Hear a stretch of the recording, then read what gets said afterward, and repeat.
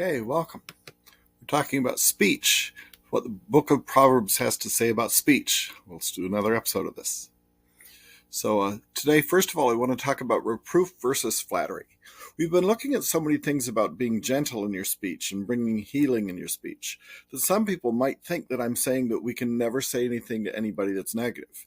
But that's not true at all. Proverbs definitely says that it's important to be willing to communicate, to be willing to tell people when there's something that you have an issue with or that you think they're hurting themselves in some way, when they're doing something wrong that you need to call attention to. There are certainly ways to do that which are healing, though, as opposed to injurious. But there are several things that talk in Proverbs about the difference between flattering somebody, which is when you tell them things to make them feel good but aren't necessarily true. They're just trying to make them like you, versus reproof, which at its best is when you're just very honest and tell them what they need to hear. And so let's take a look at this. Some of this is about our willingness to reprove people when they need it. Some of it is about our willingness to listen to reproof when it's given to us.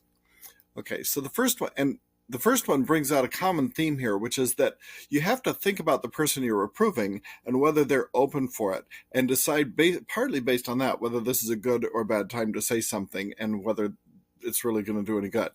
It says, "He who corrects a scoffer gets dishonor for himself, and he who reproves a wicked man gets insults for himself. Do not reprove a scoffer, or he will hate you." But then the important thing is that last line, "Reprove a wise man, and he will love you." So the first thing you ask is this the kind of a person who will benefit from my saying something? There's some people who just, they're not going to listen. And there's not usually a purpose in just venting. Even if you know they're not going to listen, you talk to people who are actually going to get something from what you say. Now, having said that, there's another verse later that talks about our willingness to speak out against injustice. But that's not about reproving an individual person so much as it is about speaking out within society, sort of prophetically, and saying where something is wrong. But this is talking about more on an individual basis, and it says we have to be wise enough to recognize if the person we're reproving will grow from it at all, because our goal is love. Our goal is to make a difference, and if they're just not even in a place where they need to receive it, it's wiser for us not to even worry about it, and not to meddle with things that nobody's going to listen to us about anyway. Strike a scoffer, and the naive may become shrewd, but reprove one who has understanding, and he will gain knowledge. The key here is the difference between what you have to do to reach a scoffer and what you have to do to reach one who has understanding. The scoffer, who's unwilling to learn and unwilling to listen, who thinks they know everything, it's possible that if you strike him, perhaps in his naivety, he will become at least a little shrewder and realize, okay, I need to think about that. But somebody has understanding, you don't have to strike them. You just have to tell them, and they'll learn. They'll gain knowledge from it. The key idea here is to be open to what we listen to and what we hear, what people reprove us for, so that we don't need to be struck, so that we can just learn just from what people say, and that's all it takes. Here's one of the ones I said that talks about our need to speak out sort of publicly when the time is right for it. He who says to the wicked, "You are righteous," people will curse him, nations will abhor him. But to those who rebuke the wicked will be delight, and a good blessing will come upon them. All right. First of all, how this works depends on where your society is. Ideally, if a nation is relatively good, if you call out the wicked and rebuke them and show them that they're wrong, it will be to the good of the whole community, and it'll be good for everybody. And in the long run, they'll appreciate that. But I will say, if your nation is sort of caught up in wickedness at the time, then those who say to the wicked, "You are righteous," are praised, and those who curse the righteous and those who rebuke the wicked tend to be cursed. But that's just a short-term thing. In the long run, it is better for a community if we're willing to call out the wicked and praise the righteous. And it's important to remember that, even if it doesn't seem like it in the moment. The point of reproof is that it's not pleasant in the moment. If it is pleasant in the moment for you to reprove people, you might want to rethink your motives, because it shouldn't be pleasant in the moment. It's pleasant in the long run. Here's another verse. I really like these two verses. It says, "Do not answer a fool according to his folly, or you'll also be like him. Answer a fool as his folly deserves, that he not be wise in his own eyes." All right. In the original, the first and the third line are almost identical. The first one says, "Do not answer a fool according to his folly." The third one says, "Answer a fool according to his folly." So what's happened here is the translators have tried to explain that second line, answer a fool as his folly deserves. But what this is really doing is it's giving two proverbs back to back deliberately, which sound like they contradict. Don't answer a fool according to his folly, lest you also be, or you'll also be like him. Do answer a fool according to his folly, that he not be wise in his own eyes. And this is not a coincidence. Obviously, the writer of Proverbs knew he was putting these two back to back. He meant you to notice the tension and the apparent contradiction. And what it means is that there's one way in which we should answer fools according to the folly, and another way in which we shouldn't. So the first one is don't answer fool according to his folly, or you'll also be like him. This is saying don't let people get you caught, don't let them provoke you to get caught up to retorting to them in kind. They're irrational and don't get irrational back. They're mean about it, don't get mean back. When people troll you, this is saying don't feed the trolls. Don't respond. But the second part says, but there is a place where you do need to respond, but you respond not as a foolish person. You respond in wisdom, in calmness, in restraint. We'll talk about that later, just to make sure that you don't leave them thinking that they're perfectly right in everything. You can just say, nope, that's not correct. So in other words, when you respond to a fool, it's very important to think about what that means. The fool here is closer to what we think of as a troll today. It's somebody who's deliberately provoking, deliberately trying to get you riled up, trying to push your buttons to make things as ugly as possible. And you don't want to let them draw you into that, but you do want to be able to say, but still, you're wrong. Better is open rebuke than love that is concealed. Faithful are the wounds of a friend, but deceitful are the kisses of an enemy. Let me talk about the last verse first. Faithful are the wounds of a friend, but deceitful are the kisses of an enemy.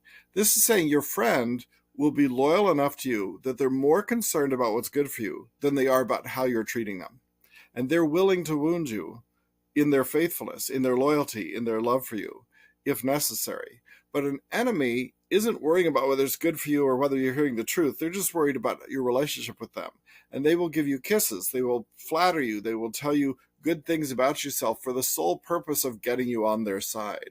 But they're deceitful because they're not doing that because they care about you. They're not doing that because it's important that you hear it. They're just doing it because they want to get something out of it.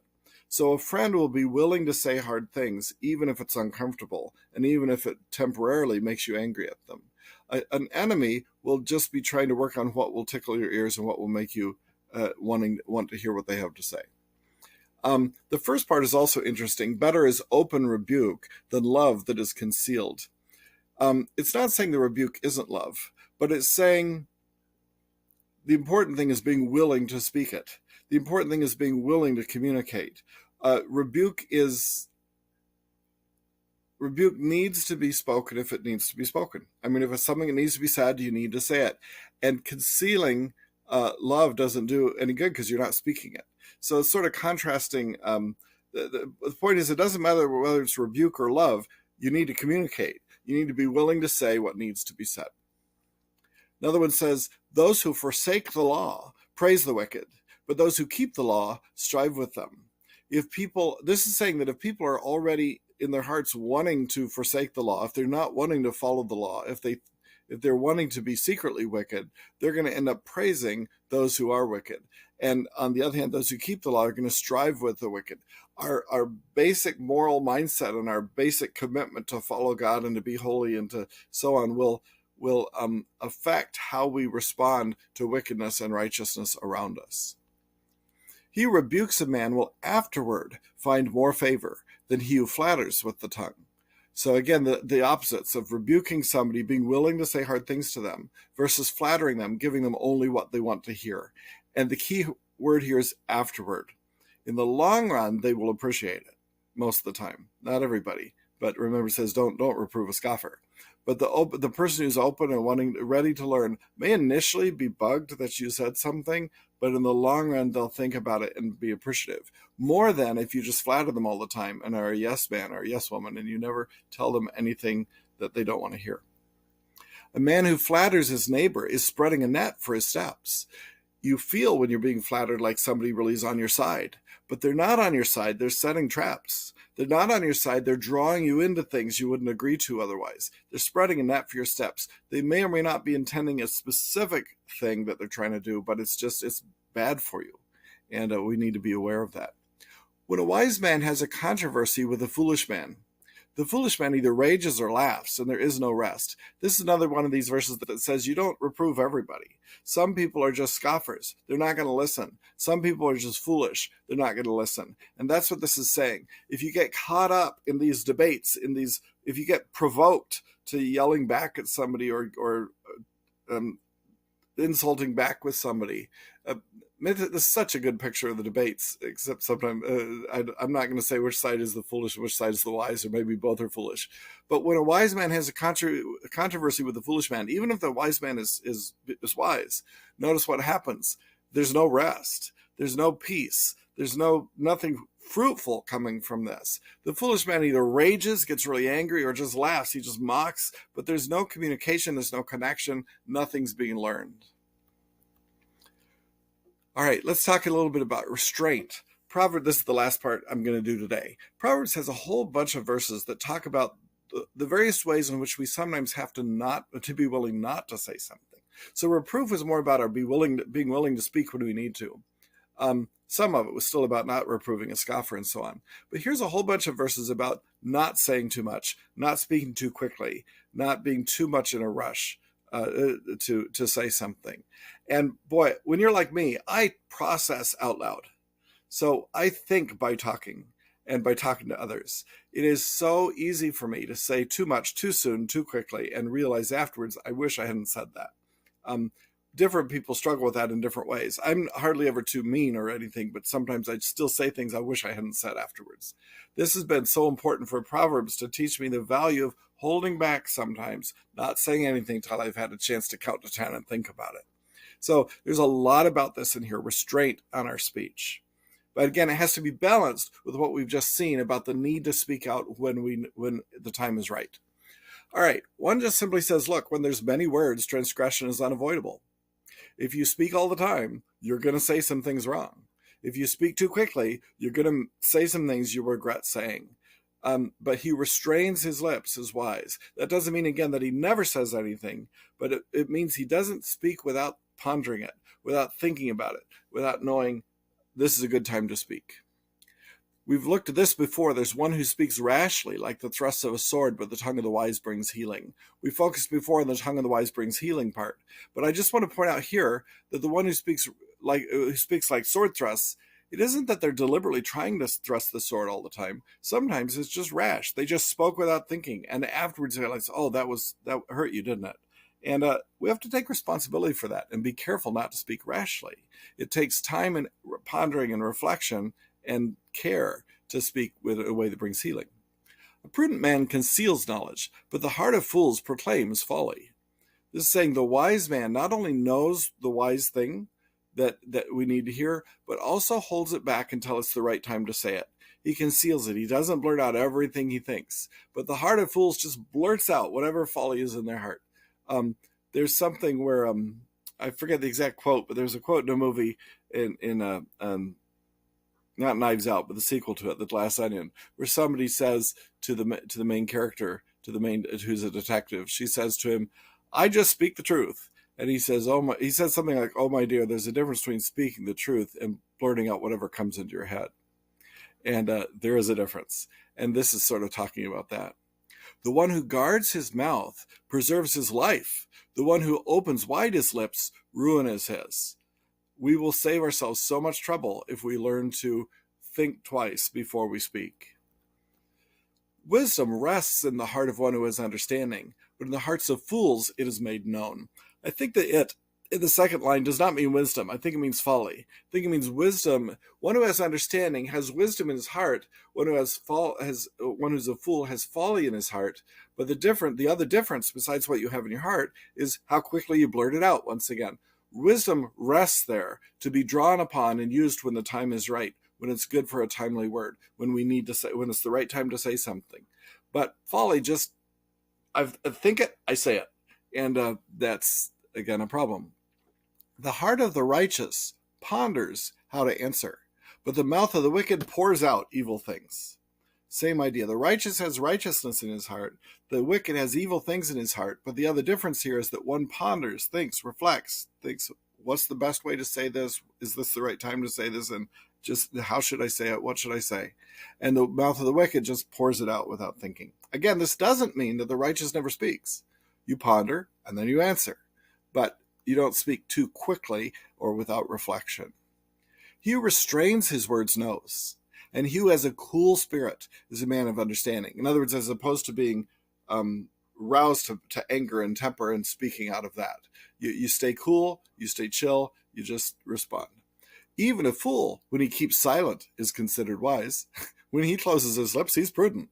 It says, first of all, if you are a man of understanding, if you do know, that will be reflected in that you have a cool spirit and restrain your words and don't feel obliged to yell back or get drawn into arguments with everybody. But then it says, even if you don't know what to say, even if you're a fool, it's funny, if you don't immediately speak, you get the advantages of being a wise person. I mean, you get considered wise, and it is prudent for you to keep your lips closed. So even if I don't know what to say, just to be willing to be quiet might be my best answer. A fool, this one is so important for me personally. A fool does not delight in understanding, but only in revealing his own mind. This is so real. How many times have you been listening to somebody you're having an argument with or just a discussion with, and they're talking and you're not hearing half of what they're saying because you're busy thinking about how you're going to respond. This is what I'm going to tell them. This is what I'm going to say to them. This is what I'm going to express. And it is natural because we want to express what we're thinking. But this is implying that the wise man will be delighted in understanding the other person. They'll want to listen first. They want to understand who they're talking to. Once you listen, even if they're wrong and you're right, you'll now know better how to approach what they're saying. You'll know what they're thinking about, what they're focusing on, and what will persuade them. So you have to start by listening first, really carefully. This is the approach I've tried to take in all the thing on politics. Listen to the other side. Don't just try to speak my own mind, but listen to what people are saying first. He who gives an answer before he hears, it says, as a matter of fact, it's folly and shame to him. If we answer somebody before we've heard what they're really saying, if we just assume they're saying certain things and then they're not, again, this is very relevant politically. The left and the right both tend to create straw men. What that means is when somebody on the left talks about what conservatives think, they tend to distort that view. When somebody on the right talks about what liberals think, they tend to distort that view. Before I start saying, well, you're just wrong, I need to hear and listen to what you're actually saying and make sure I've got it correct. Make sure that I'm not misunderstanding what you're trying to say. And otherwise, it's just folly and shame to me. Similarly, do not go out hastily to argue your case. Otherwise, what will you do in the end when your neighbor humiliates you? People sometimes jump in too quickly, start defending things too soon, and then they realize halfway through, I'm sort of in trouble here. I can't really defend what I'm saying. You need to not. The point here is that it doesn't say you can't argue your case. It just says don't go out hastily. And that way, in the end, you'll be justified, vindicated. But if you go out too quickly, in the end, your neighbor will just humiliate you because he'll be able to show this isn't right at all. Do you see a man who's hasty in his words? It says there's more hope for a fool than for him. In Proverbs, that's really strong words because a fool is like the worst person in Proverbs. But then it says if you're hasty in your words, there's less hope for you than for a fool because you keep getting yourself in trouble. And because you keep speaking too quickly, a fool who isn't hasty in his words at least can sort of be considered prudent and he can wait and learn. So it's again about learning more than speaking. Here's a different kind of restraint. It says the wise of heart will receive commands, but a babbling fool will be ruined. He who winks the eyes causes trouble, and a babbling fool will be ruined. The winks the eye here is talking about conspiratorial winking, about saying nudge, nudge, wink, wink. So this is talking about people who, rather than receiving commands, are kind of trying to stir up trouble, and they're doing it surreptitiously. And the babbling fool is talking about somebody who is using their words to just stir up trouble and to try to just cause as much trouble for whoever's in charge as they can. And this is saying this leads to ruin. It's related to some of the next couple of things. This says a lip of abundance is not fitting for a fool, much less are lying lips to a prince. There's two things that are not fitting, it says. One is to be a prince, to be a noble person, and to lie. But the first one, the lip of abundance, I think what that means here, and it's connected, the same idea is shown in the next two verses I'm going to show you. I think what it means here is proud, bragging speech. If somebody is a fool, it's not fitting for them to be talking about how great they are. That just doesn't, it's incongruous. It doesn't fit. So if a person is just always bragging, boasting about everything, and yet their life is foolish, that's just not fitting. And this is saying, but if you are a noble person, make sure you're not lying. Like clouds and wind without rain is a man who boasts of his gifts falsely. If you live in a desert, this is hard for us at first because we don't think of rain as a good thing unless you're a farmer and need the rain, and then it makes sense. If you're in the desert and you need rain and you look up and see clouds and wind blowing the clouds in and you think, oh good, we're going to get some rain, and then there's no rain. It's like, well, that was disappointing. That's what's going on here. The man who says, I boast of his gifts, tells you all that he's going to do for you, all that he's going to be able to say, all that he's going to be able to do, all that he's going to be able to accomplish. And then it turns out it's all just bragging. It's not reality. That doesn't help very much. And then it says very simply, look, let another praise you, not your own mouth. Let a stranger, not your own lips. It's saying, if you have great gifts and great credibility, you think people should really pay attention to you, what Proverbs continually says is, don't tell everybody that, show it to them. Let them say it. I want to be in the place. If I want people to notice me, I want them to be noticing me, not because I'm marketing myself, but because they are noticing and saying something. I want other people to say, yep, Kevin's got it on the ball where that's concerned. Kevin's got a lot of wisdom where that's concerned. If other people are saying this without my prompting them, I know that it's much more likely to be real. If it's just me saying it, it could be like clouds and winds without rain. I don't know that and I'm just not the good person to say it because love does not brag. Okay. This is a little different issue of restraint. It's not exactly about restraint, but it simply says in all labor there's profit, but mere talk leads only to poverty. Pie crust promises, says Mary Poppins, are easily made and easily broken. We can promise all sorts of things. We can talk about all sorts of things. We can make all sorts of plans, but if we're not willing to just do it, it doesn't really mean much. And if it's mere talk, if it's talk without action, it'll just lead to poverty. And then this final one, don't boast about tomorrow, for you don't know what a day may bring forth. Again, this is about making empty promises, boasting about what's going to happen in the future when we don't really know. We just restrain our words, don't overpromise, don't overcommit, just wait and see. And respond with wisdom, including willingness to reprove, including healing words, whatever the need is of the moment as it comes up. All right, next week we're going to look at some of the characteristics of unwise speech in Proverbs, and after that we'll move on to some other things. Thanks.